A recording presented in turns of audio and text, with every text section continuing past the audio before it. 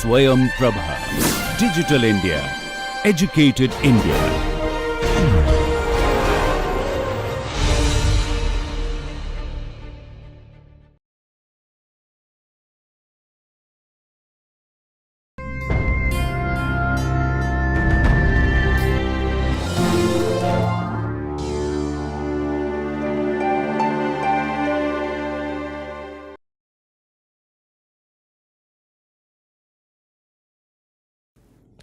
The other declaratory suit is with regard to groundless threat. So, patentees may at times issue threats that they are going to file an infringement action.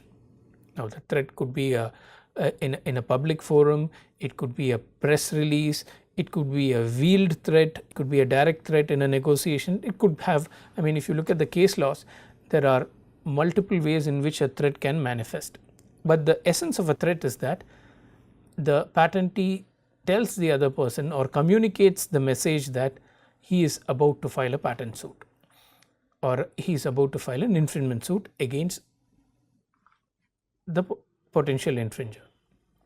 Now, the potential infringer, just as he had a right to approach the court in 105 to state that I am not infringing, he can approach the court stating that a person, a patentee or people who claim right from the patentee, is threatening by way of circulars or advertisement or by communications, oral or in writing, with proceedings of infringement of a patent, and can approach the court with three broad reliefs. One, declaration that the threats are unjustifiable, saying that it's an empty or a groundless threat, it's unjustifiable, or to say that with that patent you cannot sue me, or I have my own right as to why I am doing this, you cannot threaten me with an infringement suit. Two, the person can ask for a relief of injunction against continuance of such threats to stop the person from making any further threats, and can also claim damages if he had sustained any loss or any injury. Now, this provision is hardly used because once a potential infringer approaches the court with a proceeding of groundless threat, the court can only issue a declaration if the court finds that the threats are unjustifiable. The patentee is making threats which are unjustifiable.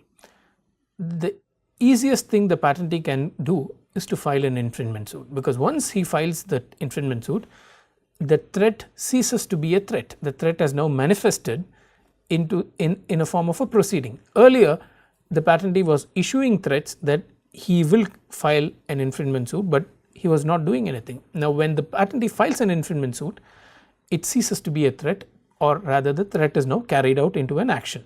So, in that case, this entire proceeding will now get converted into an infringement suit. So this is strategically used. Sometimes a potential infringer wants to move to the court first for whatever advantage they may get by moving to a court first.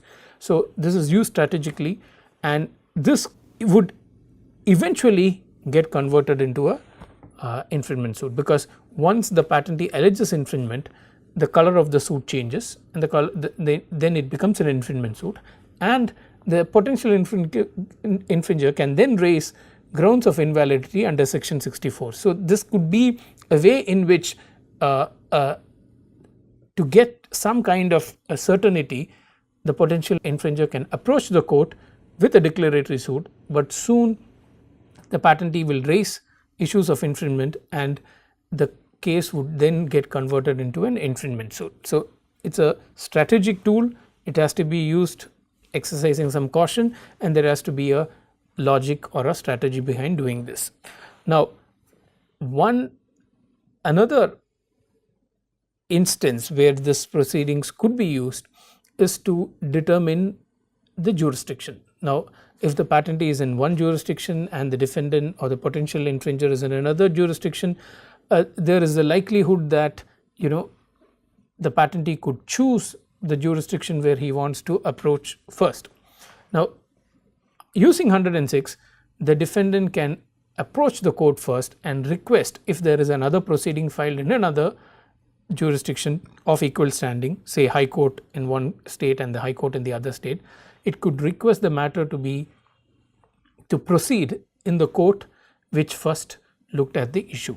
There are ways in which these issues can be resolved. So, this could also be strategically used to determine infringement. Now, the logic of this proceeding 106 is that a threat cannot be like a sword of Damocles hanging over the head of a business, because at the end of the day, if somebody is affected by a threat, it could largely have a bearing on his business, his manufacture, his production, or his sale of goods.